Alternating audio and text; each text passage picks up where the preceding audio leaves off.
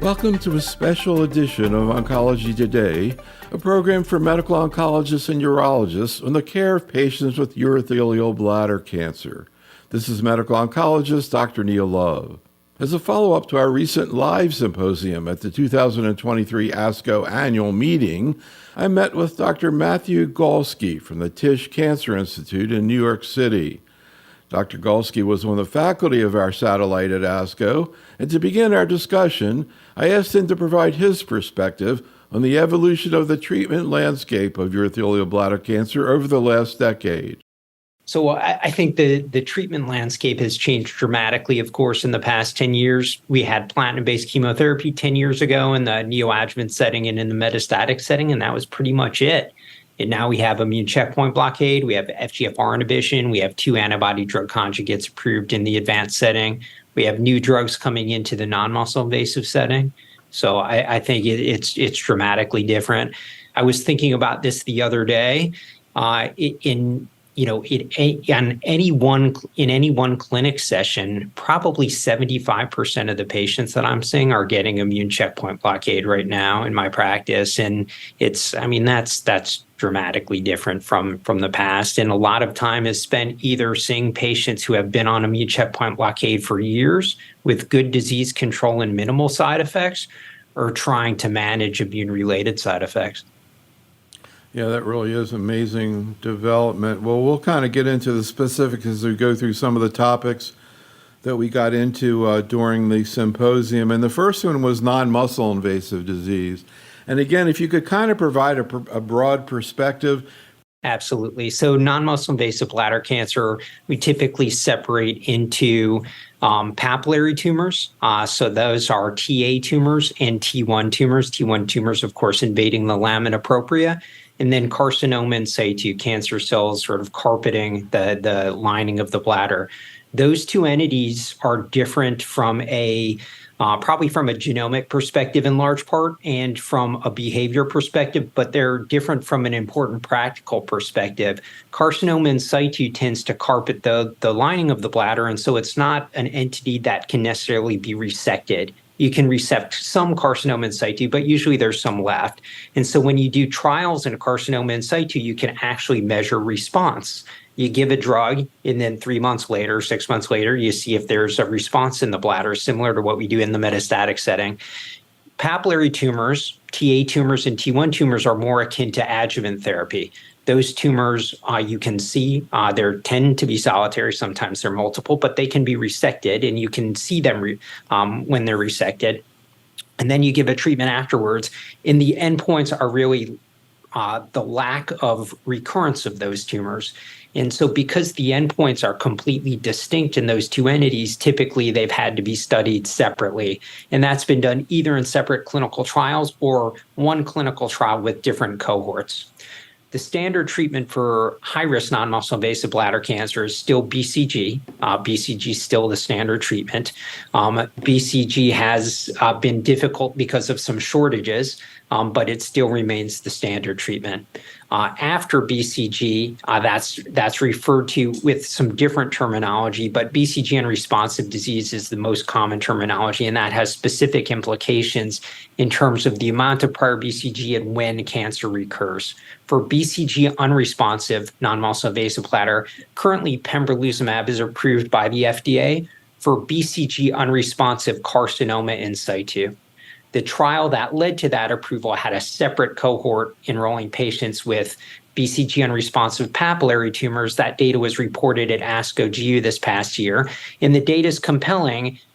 Pembrolizumab doesn't yet have a label in that indication, though. There's additional treatments being developed in this space with an approval for a drug called Instiladrin that we haven't really seen in clinical practice yet, but the drug is approved. Could you reflect back on your experience with pembrolizumab and non-muscle invasive disease? What are the kinds of scenarios that you've encountered and what you've seen clinically? I mean, most patients, I guess, don't respond, but what do you see? Most patients don't respond. Similar to what we see in the metastatic setting, though, when patients do respond, they tend to respond really well. and for a very long time. And so I think for a subset of patients who are amenable to an intravenous therapy in the BCG unresponsive setting, it can work quite well for a subset of patients. And what about patients who would theoretically be eligible for cystectomy, younger patients who are in good condition but don't want to have a cystectomy? Are you okay giving a shot at Pembro in a patient like that? So it depends a little bit on the features of the cancer, the timing of recurrence after prior BCG, et cetera. So there is some risk stratification that can help make that decision. But yes, I think the Pembro data set supports the safety of doing that. There's some data from MD Anderson recently supporting the safety of at least one shot at additional treatment before moving on to cystectomy. Kind of curious. Of course, these patients are usually primarily managed by urologists. Do you see urologists administering Pembro? There are some large urology practices that administer Pembro. And I think there's some different practice patterns in terms of the use of Pembro in this setting. There's a doublet chemotherapy intravesical regimen, the combination of docetaxel and gemcitabine, that's largely become a default standard treatment in this setting. There have been some single institutional series and then multi-institutional series using that regimen with compelling results. And because that's an intravesical treatment, that's been a commonly used strategy in this setting. You were commenting on BCG. I'll ask a question I've asked a lot, and I'm still not quite sure about it, which is I don't know if you have any hypotheses about mechanism of action. Yeah, so I think that it's one of those therapies that there's a lot of data, but putting it all together into a unifying mechanism of action, I think is difficult. I think, if you look at all the data over time, it certainly does suggest that there's an innate immune response that's triggered, followed by an adaptive immune response. But then the nuances beyond that are a little bit different from study to study. So let's talk about some of the new things that are being looked at in these patients and others. And one that I've found really interesting is the TAR-200. Can you explain what that is? So TAR-200 is a device. It's a silicon device that's inserted into the bladder by a urologist. It then assumes a pretzel-like shape, so it stays within the bladder. And through an osmotic gradient, it releases drug over time. So in the first instance, it releases gemcitabine. We know that intravesical gemcitabine is a treatment for non-muscle invasive bladder cancer, been studied pretty extensively. And one could imagine that if you have a cytotoxic drug and you instill it into the bladder and then a patient urinates it out right after instillation, the pharmacokinetics would be quite different than a sustained release over time. And so that's the rationale that you could improve the efficacy of drugs by improving the delivery of drugs in this setting. And the data with TAR-200 thus far is really quite interesting, really being studied across the spectrum of non-muscle invasive and muscle invasive bladder cancer. And one of the clinical trial concepts that I find really interesting is the idea of TAR-200 plus an IO. I guess the one that's been studied is citralumab, which I don't think is approved. But I guess, kind of if you think about it, it's kind of like chemo plus IO, which has been successful in lung cancer and so many other situations. Any thoughts about where this strategy is going to head? I think they delivered erdafitinib through TAR-200 also. Where do you see this heading in the future? So there's clinical trials going on in the muscle invasive bladder cancer setting to determine whether or not this could be a strategy, TAR-200 plus PD-1 blockade, in patients who are otherwise not great candidates for cystectomy and otherwise chemoradiation would be considered. So I think that's a really interesting space and a space that's an unmet need. The other space that I think is interesting for TAR-200, of course, is the non-muscle invasive bladder cancer space, just based on the data that's available. So at AUA, there was preliminary data reported for TAR-200 in patients with BCG unresponsive non-muscle invasive bladder cancer. The response rates are really quite high. And so that's going to move on to the BCG naive space. So, as I mentioned, as you know, when we did the meeting at ASCO, we surveyed 75 general medical oncologists and ask them, what do you want us to ask the faculty?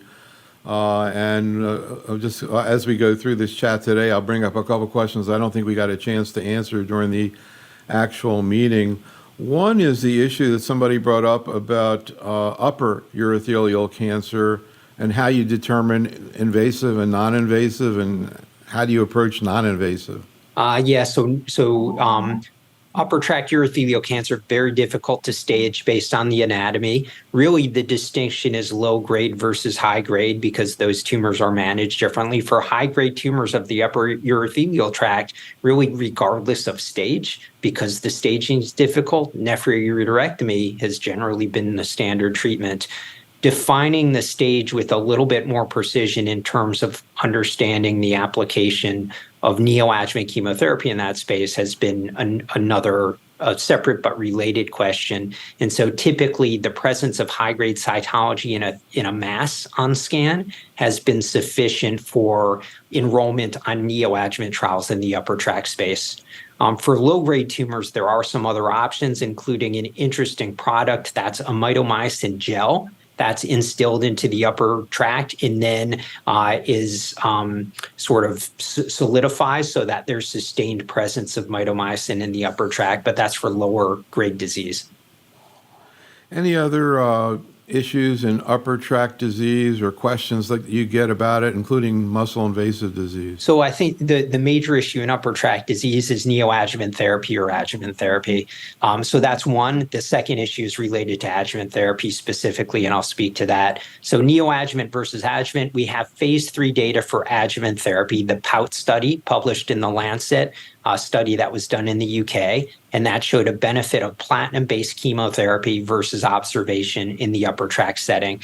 In the US cooperative groups, there are a series of neoadjuvant studies that have been done. Those are single-arm studies. So we have some path CR rate data from neoadjuvant chemotherapy in the upper tract, but we have phase 3 data in the adjuvant setting. So the level of evidence currently is stronger for adjuvant therapy, although some oncologists in the United States prefer neoadjuvant therapy based on the fact that both kidneys are present and the ability to get in cisplatin-based chemotherapy might be higher in the neoadjuvant setting. The other question that comes up in the adjuvant setting is adjuvant chemotherapy versus adjuvant immune checkpoint blockade, because we really have data for both. We have the POUT study with platinum-based chemotherapy. We have Checkmate 274 with adjuvant immune checkpoint blockade. And that really, we don't have comparative data between those two, and that really just warrants a discussion with a patient, a shared medical decision. So you mentioned neoadjuvant therapy, and maybe you can provide an update on where we are with neoadjuvant therapy, what kind of issues are being addressed in clinical trials related to neoadjuvant therapy, and in what situations do you not do neoadjuvant therapy in muscle invasive disease? So for muscle invasive bladder cancer, we still think about patients who are cisplatin eligible versus patients who are cisplatin ineligible. For patients who are cisplatin ineligible, we currently don't have level 1 evidence to support non-cisplatin-based neoadjuvant therapy. So the standard is still cystectomy to proceed with surgery alone, or chemoradiation if someone's pursuing bladder sparing. For patients who are cisplatin eligible, then the combination of gemcitabine and cisplatin or MVAC are really considered standard treatment options. At ASCO this year, we saw the final results from the VESPER study, which was a study done in France, where patients were randomized to receive neoadjuvant gemcis or dose-dense MVAC, or they could receive that in the adjuvant setting. So it's a little bit of a mixed study, neoadjuvant or adjuvant. Turns out that the majority of patients received it in the neoadjuvant setting. That study showed with a final analysis that there was a survival benefit with dose-dense MVAC compared to gemcitabine and cisplatin. The limitations in the generalizability of that study are, one, the patients were generally younger age than the average patient that we see with bladder cancer. But perhaps more importantly, that study administered 6 cycles of dose-dense MVAC versus 4 cycles of gemcis. And it's unclear whether or not the difference in outcomes is just getting more chemotherapy. So most GU oncologists still consider these options, gemcis or dose-dense MVAC, appropriate options in the neoadjuvant setting. The current generation of studies are exploring integration of immune checkpoint blockade in the neoadjuvant setting. Most of the studies have a similar design, gem-cis plus or minus immune checkpoint blockade. Those studies will see some initial data probably in the next year. And of course, that's already approved in lung cancer, and adjuvant, and they have a big controversy, and I don't know if that's where you guys are going to end up. Before we continue on, I have to ask you the question. I feel like I'm asking this every day, almost regardless of tumor type, which is the issue of chemotherapy shortage, and how you all are dealing with it, what you see going on in the community, and any advice you have for docs. So there's of course a platinum shortage going on right now. At our institution, we had some guidelines in terms of which patients should be prioritized for cisplatin and carboplatin. In patients with urothelial cancer, muscle invasive bladder cancer, of course, neoadjuvant cisplatin is a standard of care shown to have a survival benefit. This is a curative regimen, so certainly it should be prioritized if cisplatin is available. In the metastatic setting, although there's a carboplatin shortage, there is a new treatment regimen that's been approved for patients with metastatic bladder cancer, metastatic urothelial cancer, or cisplatin ineligible, and that's the combination of enfortumab vedotin plus pembrolizumab.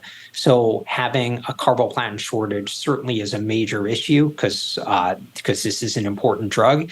There is an alternative option that's an FDA-approved acceptable option in this space now. Yeah, and that really differentiates you from a lot of other solid tumors that really don't have a reasonable alternative. So we'll get to that, of course, in a second when we get to metastatic disease. But just to follow up in terms of adjuvant therapy, you presented earlier this year a follow-up from the Checkmate 274 study. Can you kind of comment on what that looked at, how the FDA reacted, and how it's being integrated into your practice? So Checkmate 274 randomized patients to adjuvant nivolumab for a year versus adjuvant placebo for a year. The patient population included patients with bladder or upper tract tumors who had not received neoadjuvant chemotherapy and had pathological T3 or higher tumors, or patients who had neoadjuvant chemotherapy and had pathological T2 or higher tumors. The initial data was reported with a median follow-up of about 5.8 months. The most recent data was reported with a median follow-up of about 3 years, and the effect size for adjuvant nivo versus placebo for disease-free survival was really quite stable compared to the initial results. And so there is a disease-free survival benefit in the all-comer population, and in addition, in patients with tumors with high PD-L1 expression. That led to the FDA approval of adjuvant nivo in the United States, regardless of PD-L1 expression. And I think this is an approach that has had rapid uptake in the bladder cancer setting. So one question I have about that study is sort of who is eligible to receive it or who should get it. The FDA looks like they lined up with the way the trial was set up, and maybe you can talk about what the criteria was. But I guess one of the questions I have is, theoretically, would you expect benefit for lower risk patients that are currently being treated? And if so, do you think that some of these people should be offered therapy if you could access it? So I think in the adjuvant setting, we have a double biomarker problem. We don't know who needs treatment and we don't know who benefits from treatment. And oftentimes those are conflated, but they're two very different things.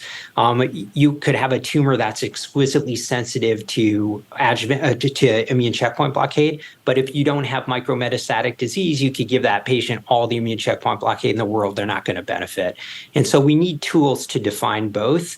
So far, we don't have those tools. PD-L1 expression in Checkmate 274 is compelling, but patients benefited even with low PD-L1 expression. So I don't think we can necessarily use that, and it's not in the label. ctDNA testing, very compelling based on the IMvigor 210 data.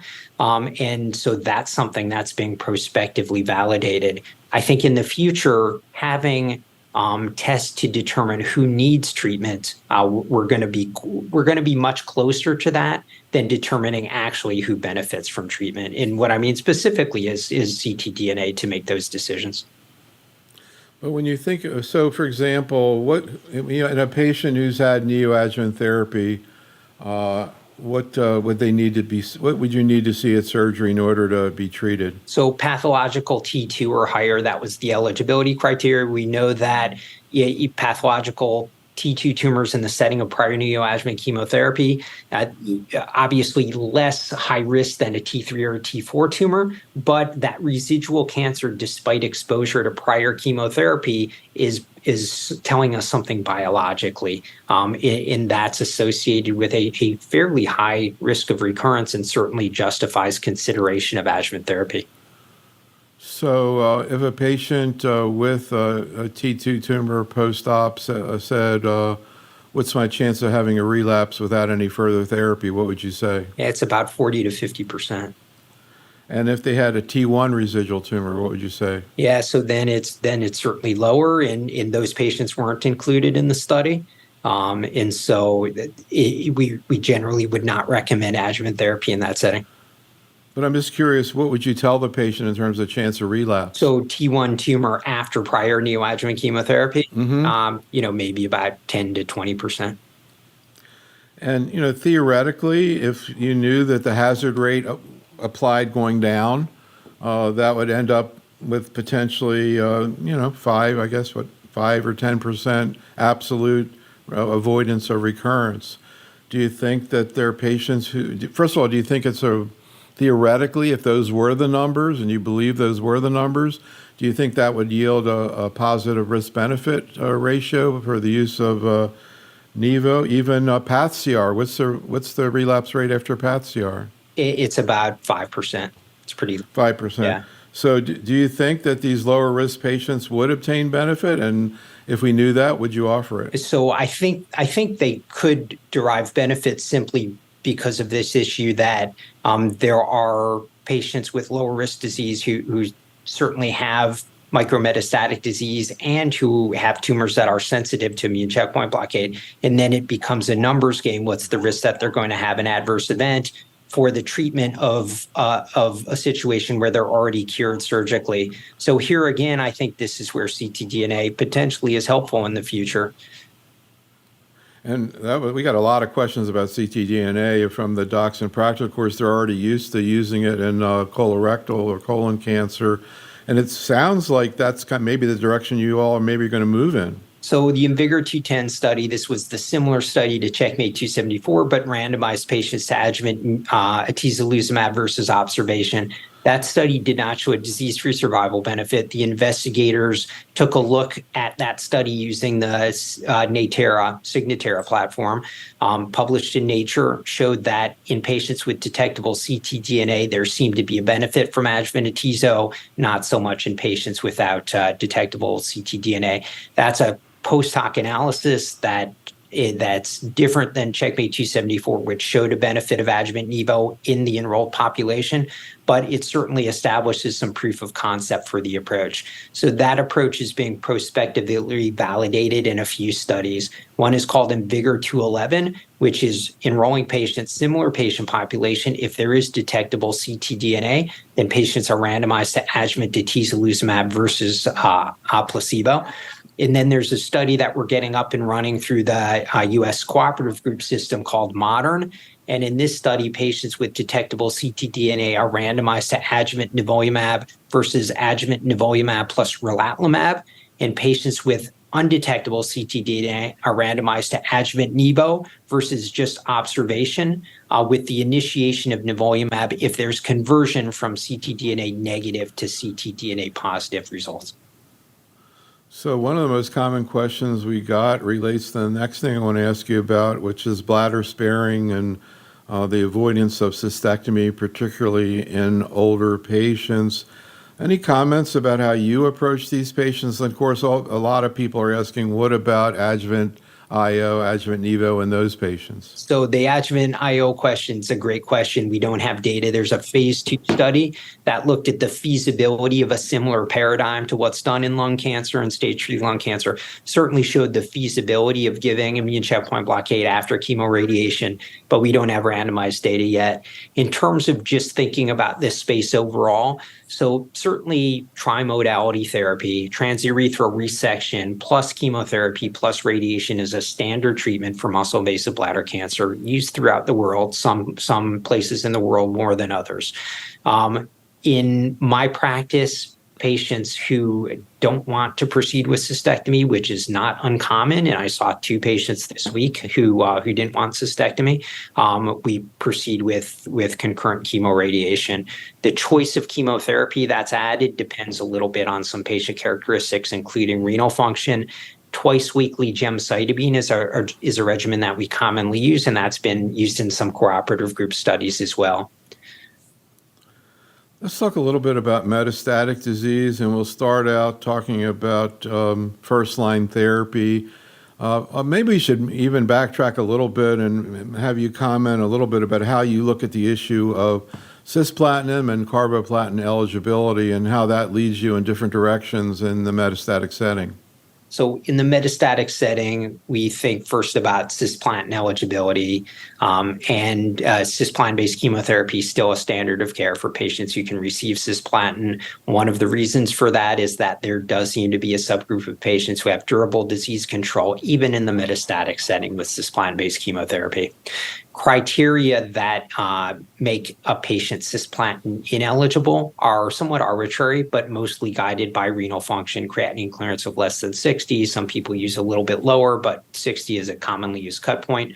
And then hearing loss, of course, peripheral neuropathy, any history of cardiac dysfunction. So that's what tends to make patients cisplatin ineligible, and in the renal function issue is probably the most common of those. For patients who are cisplatin ineligible with metastatic disease, traditionally carboplatin-based chemotherapy was standard treatment. Now, as of a few months ago, the combination of enfortumab vedotin plus pembrolizumab is approved by the FDA. That's based on a study that randomized patients to enfortumab vedotin alone versus the combination. The combination has quite a high response rate, relatively speaking, for the treatment of metastatic urothelial cancer. About 60 to 70% of patients have a response, and the responses tend to be quite durable. We haven't seen randomized phase 3 data with that regimen in the frontline setting yet, but that's coming. So that's a standard regimen. This notion of carboplatin ineligible or chemotherapy ineligible is a bit more difficult because this tends to define a population of patients who have comorbidities, who are frail, and for whom the risks versus benefits of systemic therapy at all needs to be carefully considered and discussed. This is a patient population for whom single-agent immune checkpoint blockade is commonly prescribed, and certainly from a tolerability standpoint, many patients will do okay with that approach, but single-agent immune checkpoint blockade is not, of course, without the risk as well. And so that also requires some careful consideration. So let's talk a little bit more about the pembro and enfortumab combination and what we know about it in terms of risks and benefits. Maybe you can just start with maybe a few words about enfortumab and what it is, what we know about the tolerability issues, and then kind of work your way up to this first-line combination. So enfortumab vedotin is an antibody-drug conjugate. The antibody is directed against Nectin-4, pretty ubiquitously expressed on urothelial cancer cells, so we don't test for it. It has MMAE linked to it as the payload. This was initially studied in patients with metastatic disease who had progressed despite prior platinum-based chemotherapy and immune checkpoint blockade, had a response rate in that setting of between 30 to 40%. Ultimately received accelerated approval and then studied in a phase 3 study, showed a survival benefit that's published in the New England Journal of Medicine, led to a full approval by the FDA. around the time that those studies were ongoing, there was a multi-arm study studying different enfortumab-based combinations. And one of those combinations was the combination of enfortumab plus pembrolizumab. And that was initially studied in the frontline setting in patients with metastatic disease who were cisplatin ineligible. And in the initial presentation of that data a few years ago, the response rate was 72%, lots of enthusiasm about that. And that led to this bigger study trying to address the contribution of components. So studied single agent enfortumab as frontline treatment in that population versus the combination. These drugs, of course, have different mechanisms of action. They have different side effect profiles as well, but there are some overlapping side effects, and it's a regimen that takes a little bit of experience in terms of trying to sort out the side effects. So enfortumab vedotin can cause a rash. The rash can range from something that's mild to something that's more severe, can cause some diarrhea, cause peripheral neuropathy. It could actually cause hyperglycemia as well in a small subset of patients. When we give the two together, probably at least in the initial treatment, one of the side effects that can be most difficult to sort out is a rash, which can occur with both drugs. So I'm just kind of taking a step back, though, in terms of looking at quality of life of people on this combination. First of all, what fraction of patients kind of cruise through no problem? So the tolerability is quite heterogeneous, and some of those side effects that I described are certainly more cumulative related side effects. So peripheral neuropathy tends not to happen early on, tends to happen later, 4 to 6 cycles of treatment. And then you start running into neuropathy where dose holds and dose delays come into play. And not all patients develop neuropathy, but many patients do. And with enough treatment, most patients will have some neuropathy. The other tolerability issues tend to be a little bit more heterogeneous. So certainly, my guess, 20% of patients sail through it, and then the rest of the patients have some side effects that require management, dose holds, dose delays, or just supportive medicines. So, when I was looking yesterday at the ASCO paper about chemotherapy shortage, and they put the EV Pembro as an option in where situations where you can't access platinum, I was kind of thinking about, what happens? I mean, I think there is a trial doing this. If you were to compare EV Pembro in younger, healthy patients to, chemo, cis-based chemo, followed by avelumab maintenance, what would you see in terms of response rate, in terms of kind of the initial benefits and risk, and what would you see in terms of survival? Yeah, I think it's a great question. And the phase 3 study testing that question has completed accrual. We just haven't seen the results yet. So that phase 3 study enrolled an all-comer population, so patients could receive Gem-Cis or Gem-Carbo. So it won't specifically address the cisplatin question, but we will see some of that data. So, and what about in terms of response rate, chemo, versus EV Pembro?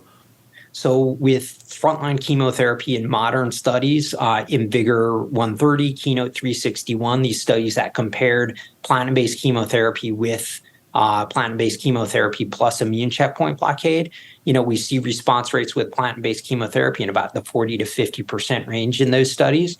The response rate with EV Pembro in the data that led to approval by the FDA, the response rate was about 68%. And so EV Pembro is a regimen that is associated with a pretty high response rate compared to what we've seen with chemotherapy. Now, those are not randomized data sets, they're cross-trial comparisons. So we'll ultimately see with the randomized data, but I think EV Pembro is certainly a regimen that's active, quite active. What would you think you would see, or what do you see clinically in terms of, short-term quality of life, chemotherapy versus EV Pembro? I would say that EV Pembro is probably a little bit more unpredictable than chemotherapy. And that might just be based on what we're used to in terms of managing side effects in the side effects that we're comfortable with. But I would say, with chemotherapy, we know what to expect in general with EV Pembro. As we were discussing, some people sail through it. Some people have much more in the way of difficulty. What about the issue of when you use chemotherapy, cisplatin-based chemotherapy, what fraction of patients don't end up getting avelumab maintenance, they progress, et cetera, and what fraction of them, don't get second line, don't get an IO?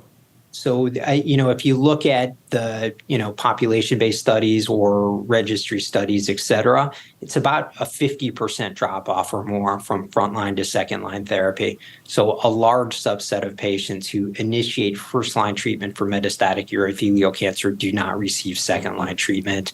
And that's just the biology of the disease. It kind of reminds me, we did a webinar the other day on endometrial cancer, and they just had 2 big phase 3 trials come out showing chemo plus IO was better than chemo alone first line, and no huge surprise. But, they also saw really good response rates when they use an IO second line with a TKI, lenvatinib pembro. And one of the points that the faculty brought up the other night is the idea of trying to get your, quote, best drug in early. And I think by best drug, they mean, and I think this goes throughout oncology, the hope that you're going to get a home run. Yep. Is that a realistic hope in bladder cancer? I mean, I hear cases presented of people who do well for years. Obviously, you see that in lung cancer, although it's more PD-1 level related. But is that a logical idea that the one chance these people have for a long-term benefit is going to be the IO? You just said that they may not get it unless you give it to them up front. Is that a rationale to think about using it up front? I think that's absolutely true, but I think maybe the difference with bladder cancer and some of the other solid tumors, for reasons that we don't totally understand, is that this is true also with cisplatin. Cisplatin-based chemotherapy will achieve these outcomes in a small subset of patients as well. And so, getting cisplatin-based chemotherapy followed by switch maintenance immune checkpoint blockade is a really good regimen for many individuals. And of course, the Javelin Bladder 100 data support that. But yeah, I think that what you do first does matter in this disease because we know that the biology is such that some patients only get one shot at treatment. So I think we can spend the rest of our time talking about sequencing of therapy in metastatic disease and other issues that come up in metastatic disease. So why don't we bring in the other 2 major players, sacituzumab and erdafitinib. You kind of provide a little bit of brief on what they are and what we know about them in bladder cancer. So erdafitinib is a small molecule inhibitor of FGFR3. FGFR3 is mutated in about 20% of patients with muscle-invasive advanced bladder cancer, mutated actually much more commonly in low-grade non-muscle invasive disease. Erdafitinib received approval by the FDA in a single-arm phase 2 study published in the New England Journal of Medicine where patients had received platinum-based chemotherapy and had progressed, had mutations in FGFR3, and were treated with this small molecule inhibitor. Response rate was about 40%, led to accelerated approval. And so the full approval, the conversion strategy was a phase 3 study called Thor. And Thor actually is an interesting design because it has 2 different components.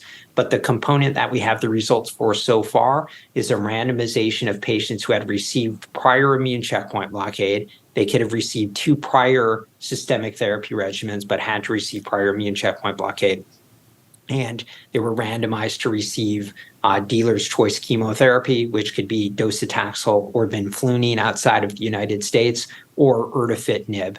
And those results were presented at ASCO this year. The response rate data, which is not the primary endpoint, the response rate data is pretty interesting in that the response rate with chemo was about 12%. The response rate with erdafitinib was about 40%. So pretty big difference in the likelihood of response.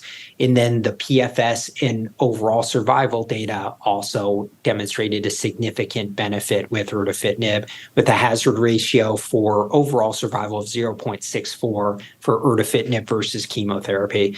So that really reinforces the prior phase 2 data and reinforces the role of this as a really important treatment for patients with metastatic urothelial cancer. So next generation sequencing to determine if there are FGFR mutations, certainly a standard of care in patients with metastatic urothelial cancer.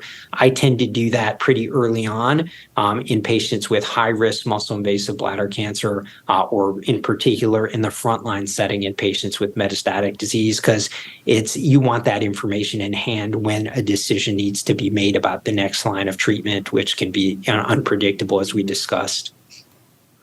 So I want to ask you also about sacituzumab, but first, can you talk a little bit about your experience with erdafitinib, some of the clinical pearls you pass on to fellows about how to use this challenging agent? So erdafitinib is a drug that is associated with a different side effect profile compared to a lot of the drugs that we use, even compared to some other kinase inhibitors.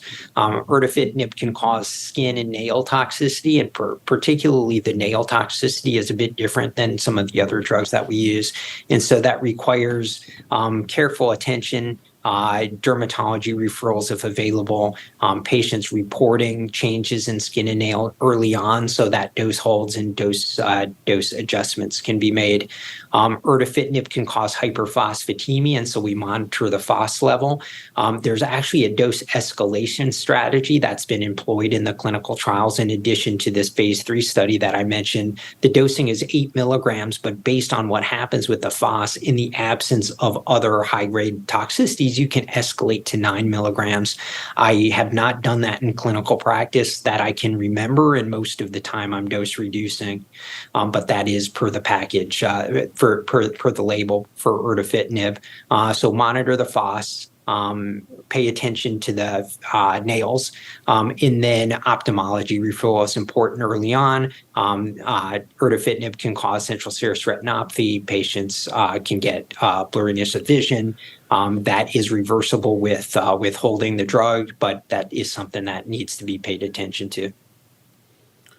So let's talk a little bit about sacituzumab. Of course, there's been a big experience with that in breast cancer, where you hear a lot of good stories about people responding. What do we know about that in bladder cancer? So sacituzumab, TROP2 antibody with SN38 as the cytotoxic payload. This was studied in a phase 1 study with multiple tumor types early on, showed activity in urothelial cancer. That led to a phase 2 study with pretty similar design to that I mentioned with enfortumab vedotin. Single-arm phase 2 study, patients had received prior platinum-based chemotherapy. Most patients had received prior immune checkpoint blockade as well. And the response rate in that population was 29%, and that led to accelerated approval of sacituzumab. Sacituzumab has now been studied in a phase 3 study, again, very similar to the enfortumab strategy. Patients with metastatic urothelial cancer that progress on platinum-based chemotherapy and immune checkpoint blockade randomized to sacituzumab versus chemotherapy. That study has completed accrual, but we haven't seen the results of that study yet. We don't have data from clinical trials necessarily of sequencing of antibody drug conjugates. In clinical practice, it's something that we do very commonly. And anecdotally, I've seen patients respond to one and then the other. And the response durations, again, anecdotally, the response durations with sacituzumab, particularly prolonged stable disease, I've been impressed with sacituzumab after enfortumab vedotin. Any thoughts about, I mean, who knows, maybe enfortumab pembro will be used first line, so this won't be an issue, but any thoughts about where we'll land in terms of what comes first, enfortumab or saci? I mean, right now, a lot of people are using enfortumab because there's more data. But when you look at, again, response, toxicity, tolerability, any thoughts about what you think might be the best choice in somebody with metastatic disease who hasn't had either agent and is FGFR wild type? So currently we have level 1 evidence for enfortumab vedotin. We have a survival benefit. And so I think for most patients, that's the right strategy. We don't have the phase 3 results yet for our sacituzumab. If the effect size is similar then I think it's going to be really a discussion about considering a patient's comorbidities and trying to decide which treatment is the right one to use first. I'm curious, when you talk to people about getting these antibody drug conjugates, I'm hearing more and more people say, I tell the patients it's really like chemotherapy. Is that what you say to them? Do you use preemptive GI meds, et cetera? So yes, I definitely say it's like chemotherapy. I say it's a targeted way of delivering chemotherapy, but it's chemotherapy generally with chemotherapy-like side effects. We use a similar regimen for sacituzumab. We use similar meds that we would use with irinotecan, and with of course enfortumab vedotin. Those medicines aren't required. What about sequencing in people with FGFR mutations? Also, is there a difference? I mean, I don't even know if you see fusions with bladder, but I think it's biliary where you see more responses to mutations than fusions, but I don't know. Is that an issue with bladder cancer? So there are fusions. There are FGFR3 TAC. Three fusions, and then there's another fusion that's a little bit less common. The data's been all over the place a little bit, and in the Thor study and the forest plots, you see the effect size a little bit better for the fusions, but in some prior studies, the response rates were a little bit higher with the mutation. So I think it's a wash so far. What about sequencing patients who are FGFR positive? That's kind of an interesting and challenging situation. I've even heard people talk about using it before an IO, but how do you think it through? So I think based on the Thor data, using it after IO certainly is justified. Using it before IO, that's part 2 of the Thor study. So hopefully we'll see those results sometime within the next year and be able to answer that in an evidence-based way. I find that so in my practice now, generally, for a patient who's cisplatin eligible, cisplatin-based chemotherapy, switch maintenance immune checkpoint blockade, and then I'll use an FGFR inhibitor next if a patient has a mutation. I find that by that point, the switch to an oral drug is welcome by patients, and certainly it's a drug that has activity and a survival benefit now. So let's talk about some other sort of novel or experimental approaches. And one thing I want to ask you about, when you were commenting on the fact that some people have prolonged responses to cisplatin, for some reason my mind flipped right into HR deficient. And I don't know if you see that in bladder. I'm sure there must be some patients. I don't know whether people have looked at whether people with, HR deficient tumors respond better to platinum. But any thoughts about that, and any thoughts about the future, if any, of PARP inhibitors in bladder cancer? I think in the meeting we talked about the study called the Bayou study, looking at durvalumab and olaparib. We were talking about that strategy the other night in endometrial cancer also. Do you think that has a future in bladder cancer? So HRD mutation is definitely seen in bladder cancer. The mutation that has correlated the most strongly and consistently with platinum sensitivity, with cisplatin sensitivity, is actually a mutation, a gene that's pretty unique to bladder cancer compared to other solid tumors, and that's ERCC2, the nucleotide excision repair gene.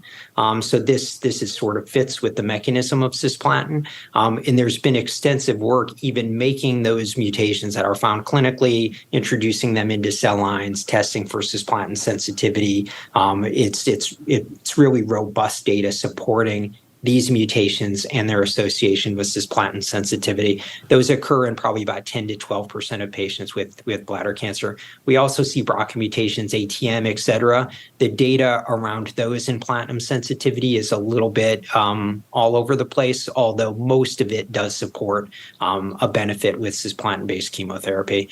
Currently, we don't use those alterations to decide use of cisplatin-based chemotherapy, but there is some ongoing work to determine whether or not they should play a more prominent role in our treatment selection. PARP inhibitors, the studies with PARP inhibitors, for the most part, in patients who have received prior platinum-based chemotherapy, the data with PARP inhibitors isn't great. And it might be that the resistance mechanisms are pretty similar.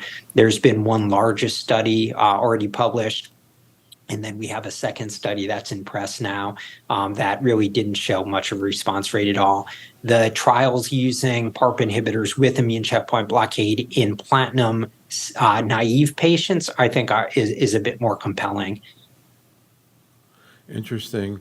Any ongoing studies right now that you're looking to see answer some of those questions? I think probably the study related to cisplatin sensitivity in HRD mutations and sort of looping back this concept of bladder sparing, that's really a really novel study and a really important study to the field, is a study that's being done through the Alliance.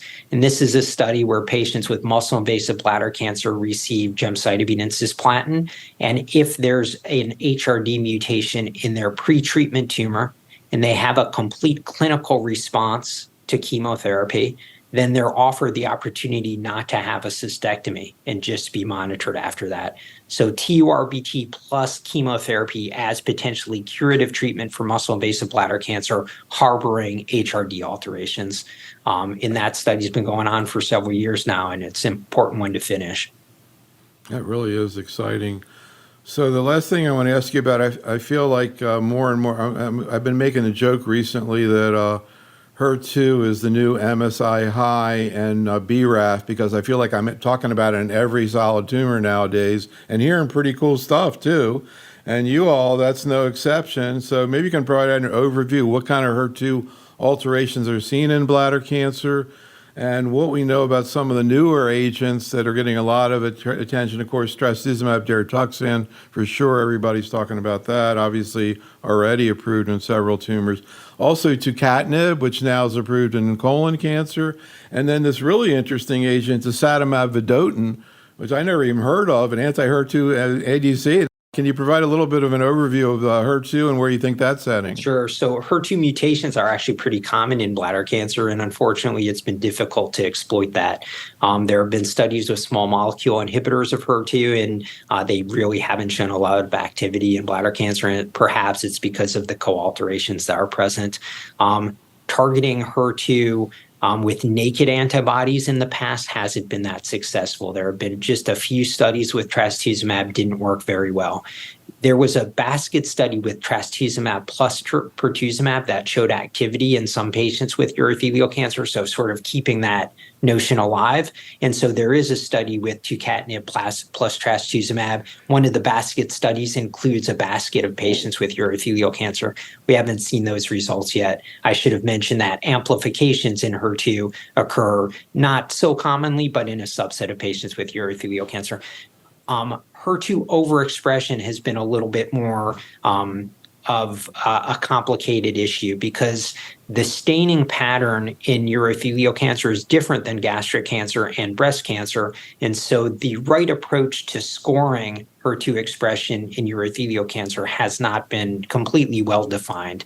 Of course, we use a different scoring strategy in gastric cancer versus breast cancer based on the sort of membranous nature of the staining and the heterogeneous nature of the staining.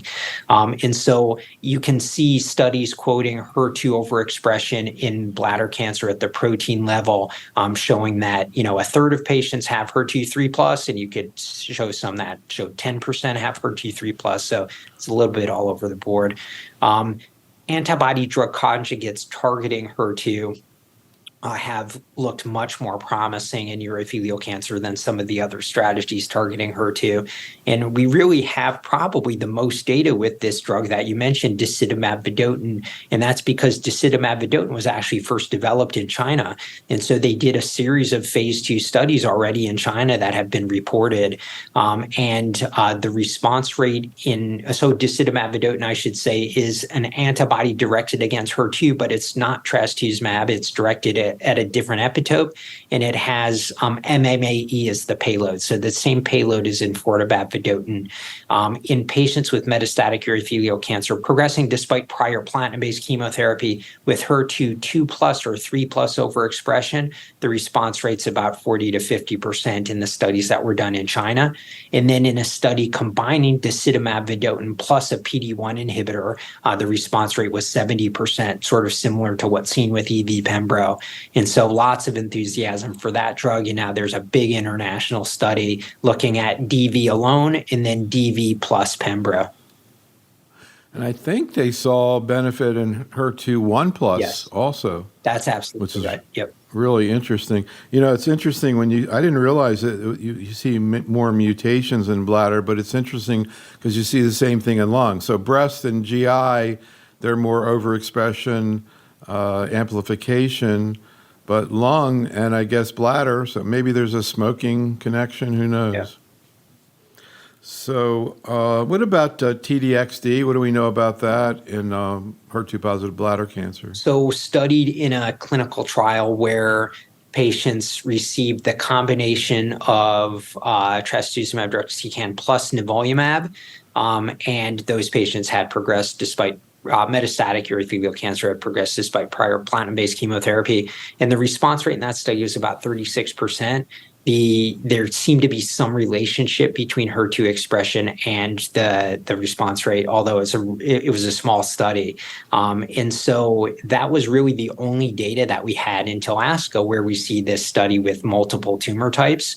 And the response rate with single agent therapy seems to be maybe a little bit higher. And certainly there does seem to be this signal of correlation with HER2 expression. So I think this is a drug that has activity in urothelial cancer, certainly warrants further development.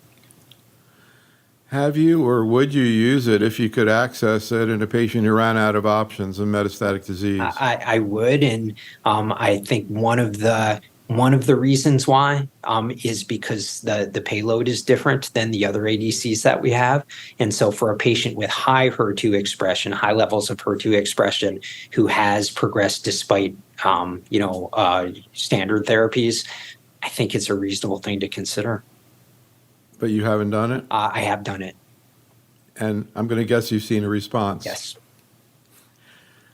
Yeah, I hear that story in so many different cancers. Somebody was telling me the other day, I think it was actually endometrial cancer, that they got it and the patient responded. So really interesting. Of course, there you have the issue of ILD.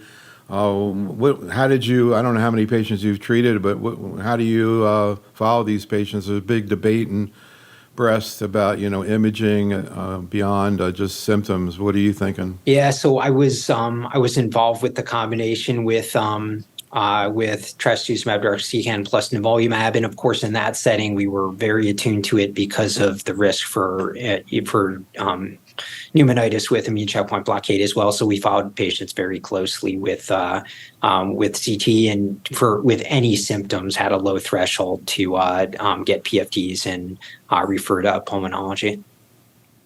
Just kind of curious. I hear a lot of stories we were talking about chemo side effects with ADCs. I hear a lot of stories of those issues with TDXD. Did you see that in your patients? Yes, there are some more chemo-like side effects. This concludes our program. Special thanks to Dr. Galsky, and thank you for listening. This is Dr. Neil Love for Oncology Today.